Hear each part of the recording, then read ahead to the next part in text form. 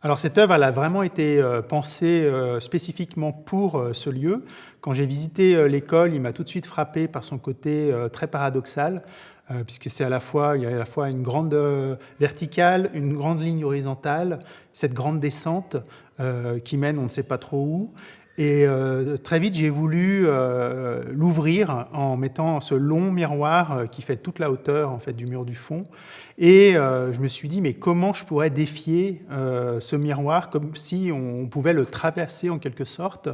Et j'ai imaginé en fait cette illusion d'optique qui est constituée d'une cinquantaine de prismes colorés de façon différente sur une face et sur l'autre, de façon justement à conjurer l'effet du miroir. Et on a l'impression qu'on rentre dans cet espace que en fait il y a ce prisme, ce spectre lumineux qui traverse littéralement le miroir, mais évidemment c'est une illusion.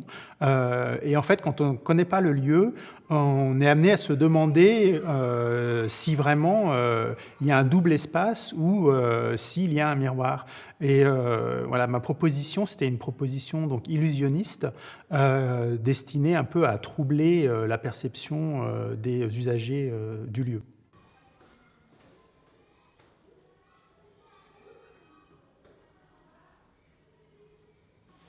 J'ai une pratique qui est très éclectique. Je fais autant de la sculpture, de la vidéo que des installations pour l'espace public. Mais peut-être que ce qui relie tous mes travaux, c'est la notion d'illusion.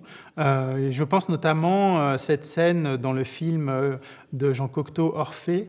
À un moment, un personnage va traverser un miroir et la personne qui l'accompagne l'incite à faire ce premier pas en lui disant « Il ne s'agit pas de comprendre, il s'agit de croire ». Et je pense que cette citation, c'est finalement peut-être le contrat tacite passé entre tout artiste et le regardeur.